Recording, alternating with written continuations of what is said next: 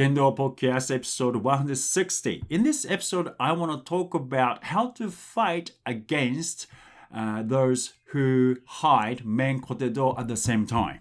Kendo Podcast by Hiro Mafuji from kendoguide.com. Thank you for listening.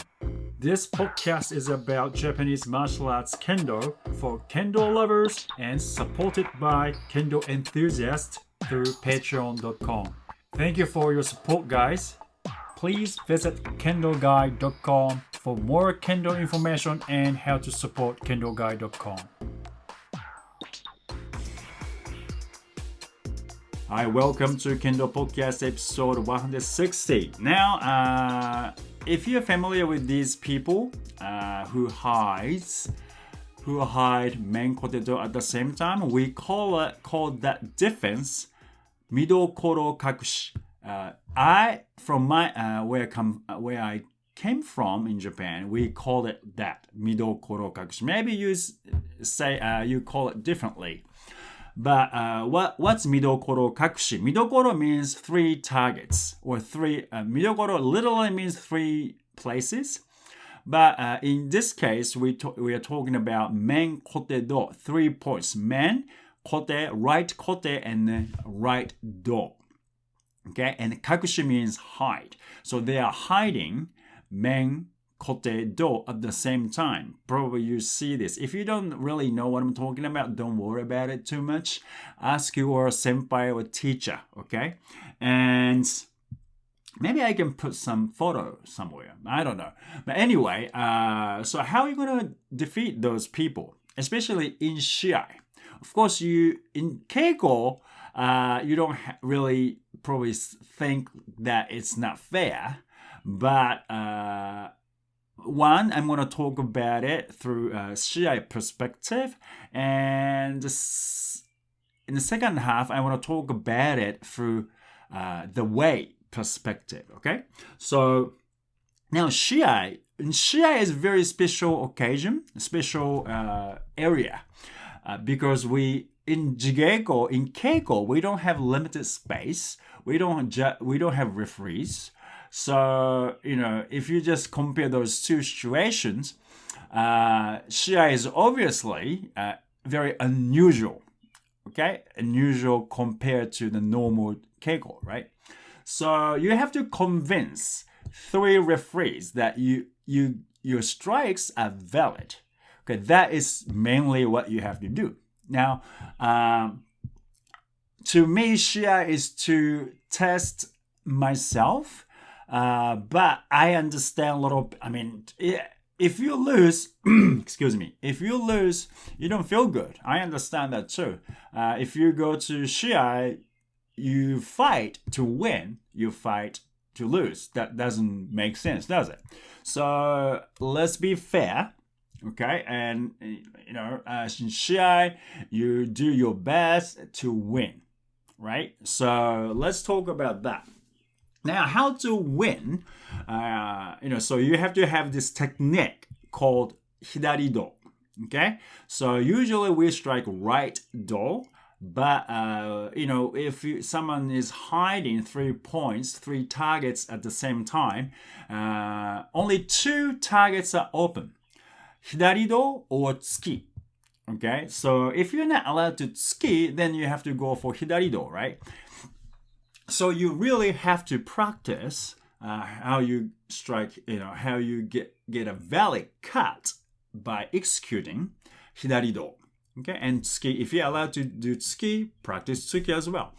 And the risk you're gonna get is if you miss it, all they have to do is just swing their sword down on your men, and then they'll get a point, right? So in Shiai, they're gonna decide who is winner, right? Who's gonna win? That's basically in Shiai, we're gonna decide who's gonna get what, right?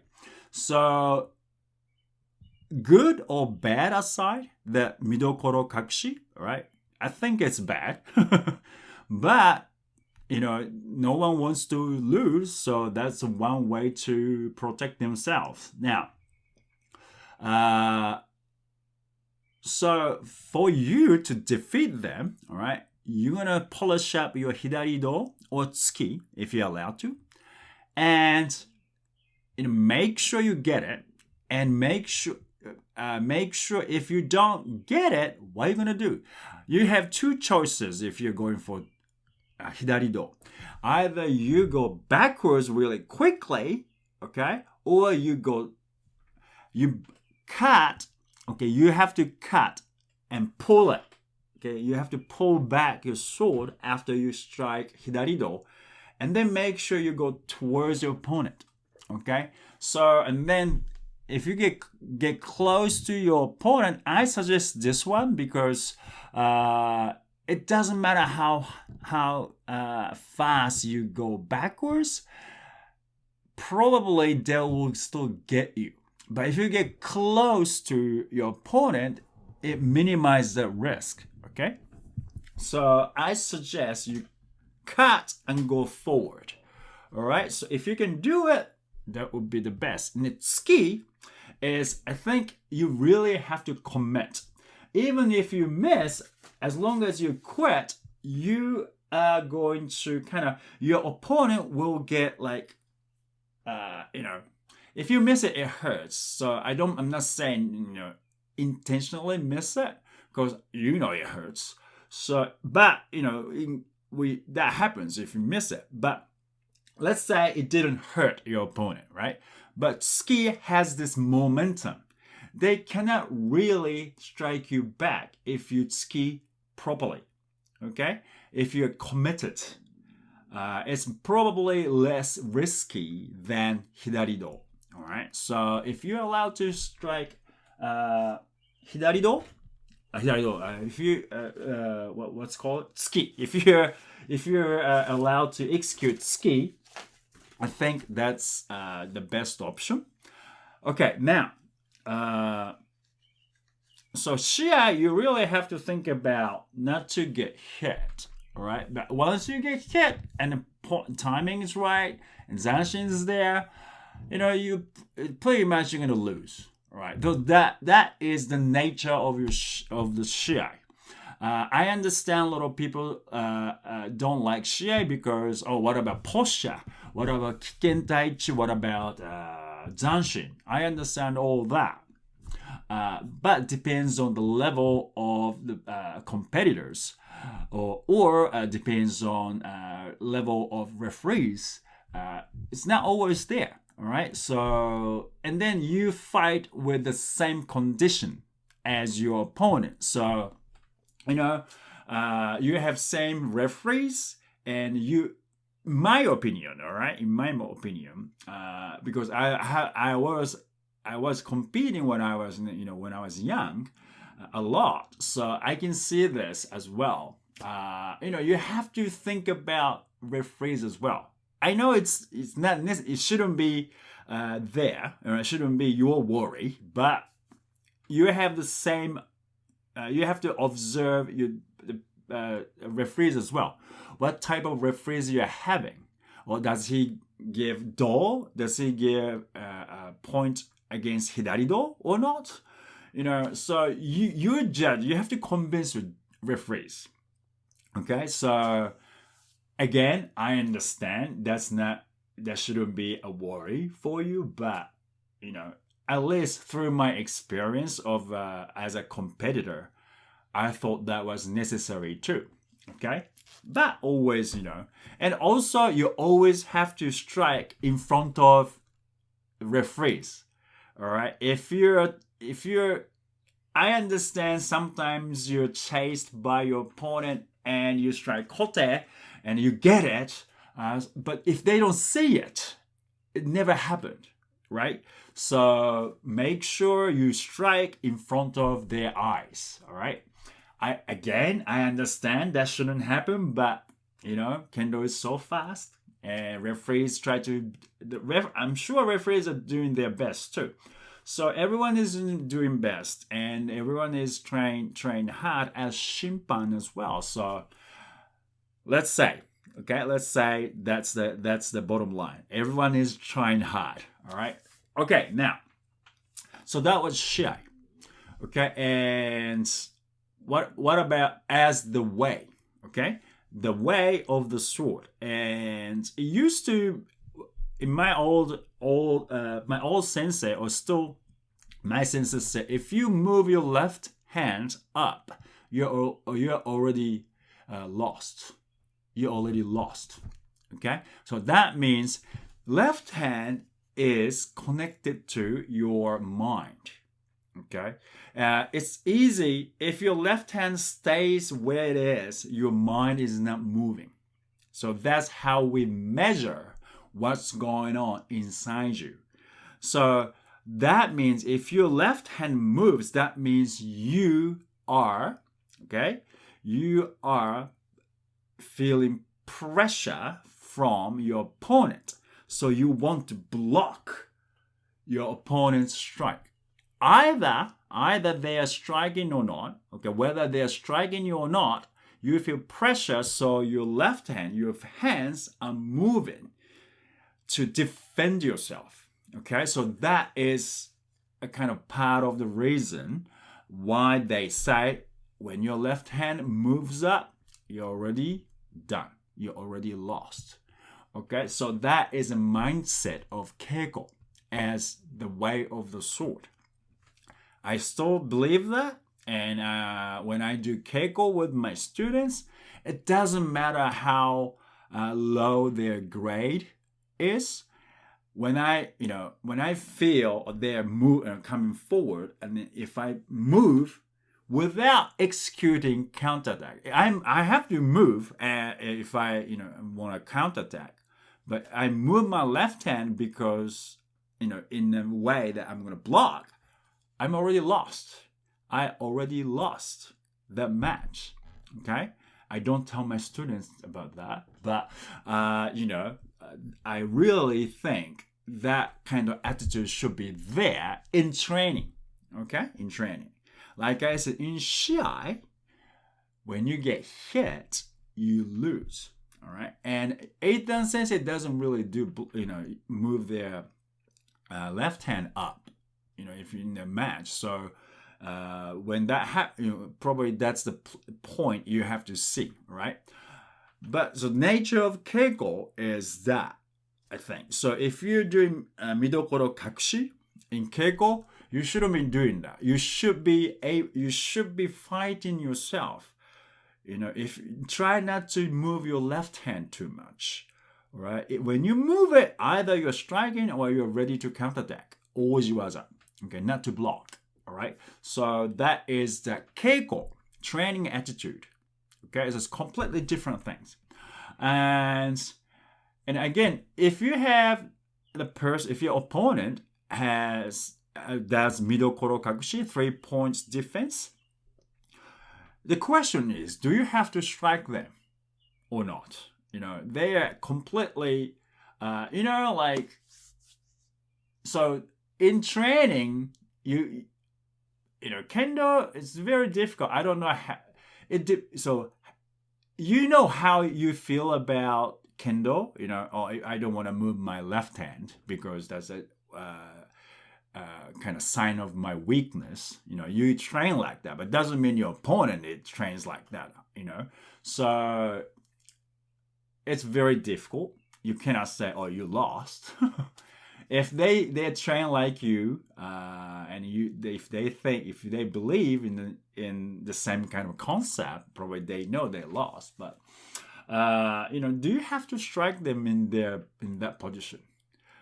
You see, and one, I don't think you have to, but two, I think you should train how to defeat and how to strike hidari-do. You have to learn how to strike hidari-do. It's a part of technique. You have to learn how to tsuki them because it's a part of technique. And technically, you can strike their hidari kote, left kote, because in shiai regulation. In shiai regulation, you can strike left kote above their chest. So you can get a point from that if you do it right. But again, depends on shinpan. they might not be able to give you a point because they didn't see it, or they actually don't know the rule. Maybe it shouldn't happen again, right? But I'm talking about the various situations, all right? So it's very important to know what is going on in shiai. Okay, what kind of shinpan you have. Anyway, so you can strike hidari kote, you can ski, you can strike hidari do. And in keiko, you should practice that. Okay, you should practice. And then at the very end, do you have to strike them when they're in this defensive position? You can train yourself so you can make them move, and then you strike. Dekote, for example, demana men.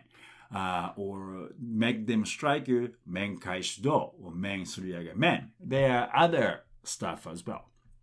Okay, so in keiko, you can practice the things, other stuff as well. Like I said, shiai and keiko are pretty different situation-wise, all right? So training-wise, you have to train so you can strike anything, anytime, right? So that's what training means. And you fight a person you never seen before, all right? So you have various techniques to deal with anyone. So that's ideal keiko, okay? So in shiai, now you have to think about, how to defend yourself, right? Because once you get hit, bye-bye. And you have to know what kind of referees you have. And also, you have to know where you're executing. Like I said, if they're not looking at you, your strikes never happened, right? So make sure you execute your strikes where the referees can see you.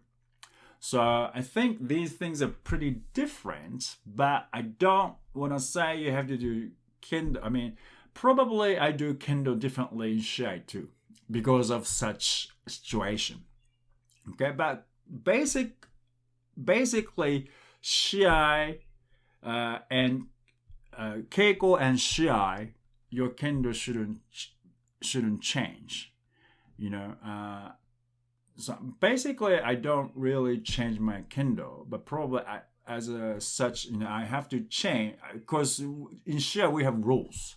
I'm not saying keiko we don't have rules, but in shiai we have rules, so we have to fight accordingly, right? And sometimes you have to be careful because you stay in subsidiary too long, and then if referee sees you, you try to chase them, and if you are the one who's try to stay in subsidiary, you get penalized. All right, so we have certain rules in shiai, so you have to understand all that. And then you have to fight accordingly. In keiko, you don't have those things, right? So you can do basically whatever you want to do, whatever you feel like. That's why you need teacher to tell you, don't stay in subsidiary too long, right? So that's important. But anyway, so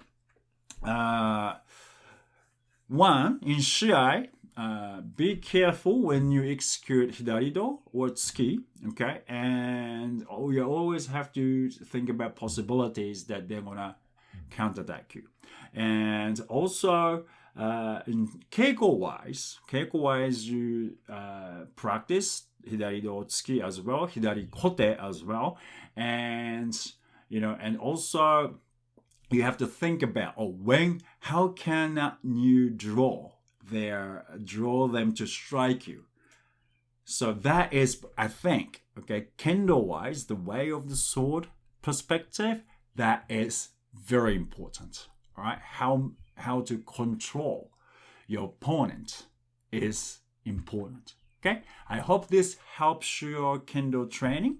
And I don't know if I told you about this, but I am starting did I tell you?